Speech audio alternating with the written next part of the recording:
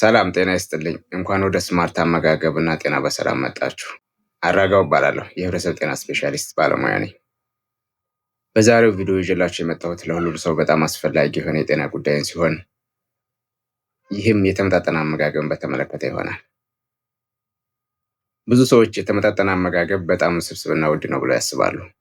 ነገር ግን ከዚህ በተቃራኒው የተመጣጠነ አመጋገብ በአካባቢያችንና በተመጣጣኝ ዋጋ የምናገኛቸው ምግቦች በመመገብ የተመጣጠነ አመጋገብ እንዲኖረን ማድረግ ይቻላል።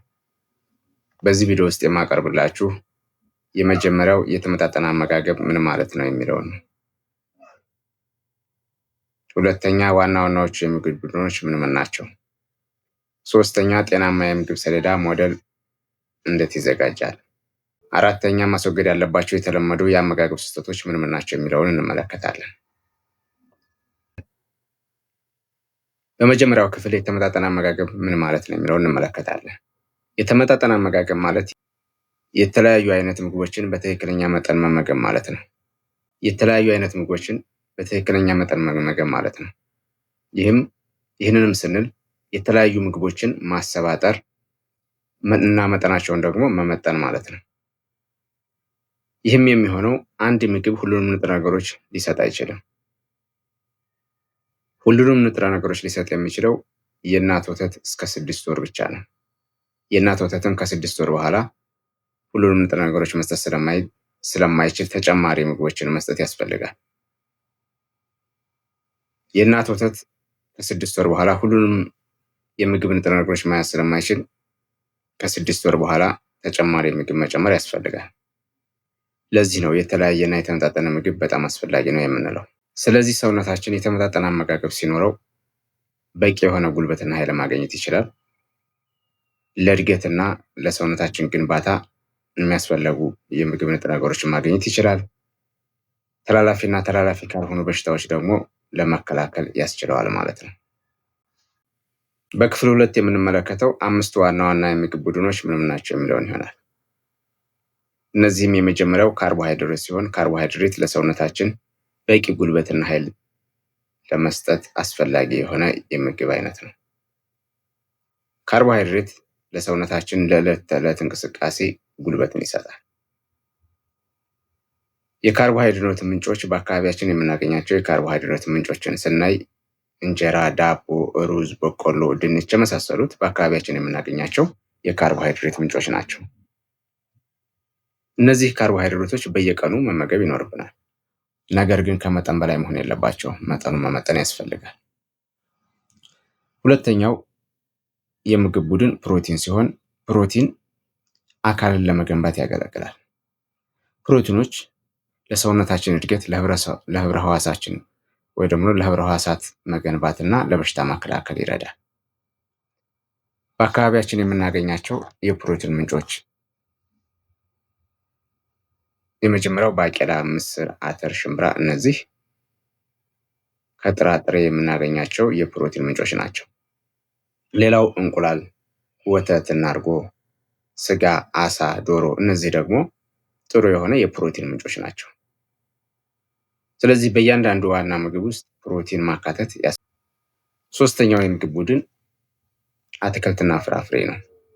አትክልትና ፍራፍሬ ሰውነታችንን ከተለያዩ በሽታዎች ለመከላከል ይረዳል። አትክልትና ፍራፍሬ ቪታሚኖችን፣ ማዕድናትንና ፋይበርን ይሰጣሉ። በአካባቢያችን የምናገኛቸው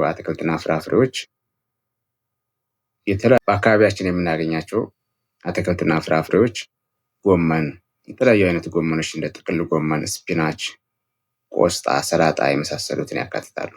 ቲማቲም፣ ካሮት። ፍራፍሬዎች ደግሞ ሙዝ፣ ብርቱካን፣ ፓፓያ እና ማንጎ የመሳሰሉትን ያካትታል።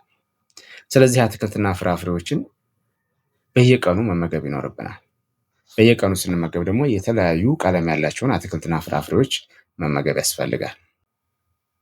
አራተኛው የምግብ ቡድን ስብና ዘይት ነው። ቅባቶች ቫይታሚኖችን ለመምጠጥና ለሰውነታችን ኃይልና ጉልበትን ይሰጣሉ። ቫይታሚን ኤ፣ ቫይታሚን ዲ፣ ቫይታሚን ኬ እና ቫይታሚን ኢ ቫይታሚኖች ፋት ሶሉብል የምንላቸው ቫይታሚኖች ናቸው። እነዚህም በስብ ወይም ደግሞ በቅባቶች አማካኝነት ነው ወደ ሰውነታችን አብዞርብ የሚደረጉት ማለት ነው። በተጨማሪም ስብና ዘይት ለሰውነታችን ኃይልና ወይም ኤነርጂን ይሰጣሉ። ስለዚህ የስብና ዘይት ምንጮች ምንድናቸው የሚለውን ስናይ በአካባቢያችን የምናገኛቸው ጤናማ የሆኑ ምንጮች ምንድናቸው የሚለውን ስናይ የመጀመሪያው የአትክልት ዘይት ነው።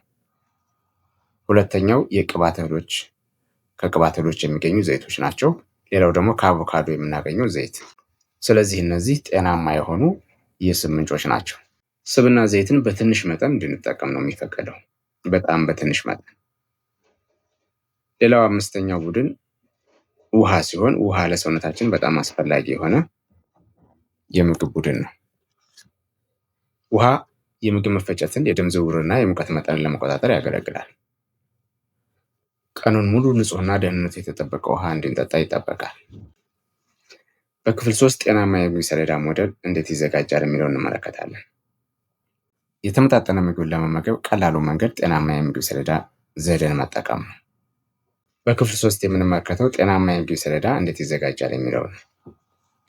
የተመጣጠነ ምግብን ለመመገብ ቀላሉ መንገድ ጤናማ የምግብ ሰሌዳ ዘዴን መጠቀም ነው። ጤናማ የምግብ ሰሌዳ ዘዴን ስንጠቀም ማዘጋጀት የምንችለው ከምንመገበው የምግብ ሳህናችን ውስጥ ወይም ዲሻችን ውስጥ ግማሹ አትክልትና ፍራፍሬዎች፣ ሩቡ ደግሞ ካርቦሃይድሬት፣ ሌላው ሩብ ደግሞ ፕሮቲን መሆን ይኖርበታል። ያ ማለት ግማሹ ለምሳሌ ቁርስ ላይ ሊሆን ይችላል፣ ምሳ ላይ ሊሆን ይችላል፣ ራት ላይ ሊሆን ይችላል። ስለዚህ ለምሳሌ ምሳ ላይ የምንመገበው የምግብ ሳህናችን መያዝ ያለበት ግማሹ አትክልትና ፍራፍሬ ይሆናል። ግማሹ ደግሞ ፕሮቲንና ካርቦሃይድሬት ሆኖ ሩብ ካርቦሃይድሬት ሩብ ፕሮቲንን የያዘ ሆኖ መዘጋጀት ይኖርበታል ማለት ነው።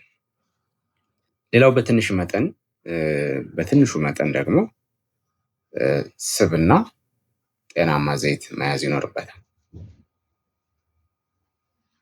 ይህ ዘዴ እንግዲህ ይህ የጤናማ የምግብ ሰሌዳ ሞዴል ለሁሉም የማህበረሰብ ክፍሎች መጠቀም እንችላለን። ለልጆች፣ ለጎልማሶች፣ ለእርጉዝ እናቶች እና ለአረጋውያን ለሁሉም መጠቀም ይቻላል። ነገር ግን ሌሎች ተጨማሪ ህመሞች ያሉባቸው እንደ ስኳር በሽታ፣ የደም ግፊት የመሳሰሉት ያሉባቸው ለራሳቸው የሚሆን የአመጋገብ ዘዴ ስላለ ያንን በሌላ ቪዲዮ እሰራላችኋለሁኝ። ይሄኛው ዘዴ ለጠቅላላው ማህበረሰብ የሚያገለግል ዘዴ ነው። ጤናማ ለሆነው ለጠቅላላው ማህበረሰብ እንድንጠቀምበት የሚያገለግል ዘዴ ነው። ነገር ግን በጣም ውፍረት ያላቸው ሰዎች፣ ሰውነታቸው የቀነሰ ሰዎች፣ ተጨማሪ ህመሞች ያሉባቸው ሰዎች ግን አመጋገባቸው ከዚህ የተለየ ነው የሚሆነው እና ያንን በሌላ ቪዲዮ እሰራላችኋለሁ። በክፍል 4 የምንመለከተው የተለመዱ የአመጋገብ ስህተቶችን ነው። የተለመዱ የአመጋገብ ስህተቶች የምንላቸው የመጀመሪያው አንድ አይነት ምግብ ብቻ መመገብ። ካርቦሃይድሬት ብቻ ሊሆን ይችላል። ከካርቦሃይድሬትም ውስጥ ዳቦ ብቻ ሊሆን ይችላል፣ ወይም እንጀራ ብቻ ሊሆን ይችላል። ይሄ አንድ አይነት ምግብ መመገብ አንዱ ስህተት ነው። ሌላው ፍራፍሬዎችና አትክልቶችን መዝለል። በምግብ ሰሌዳችን ውስጥ እንዳየነው ከምንመገበው ውስጥ ግማሹ አትክልትና ፍራፍሬ መሆን አለበት ብለን፣ ነገር ግን ይህን አትክልትና ፍራፍሬዎች መዝለል ሌላው ስህተት ነው። ሌላው በጣም ብዙ ዘይት፣ ስኳርና ጨው መጨመር ሌላው ስህተት ነው። ሌላው ደግሞ ውድ የሆኑ ምግቦችን ጤናማ እንደሆኑ ማሰብ፣ ውድ የሆኑ ምግቦች ጤናማ ናቸው ብሎ ማሰብ ሌላው ስህተት ነው። ስለዚህ ዋናው ነገር ምንድነው?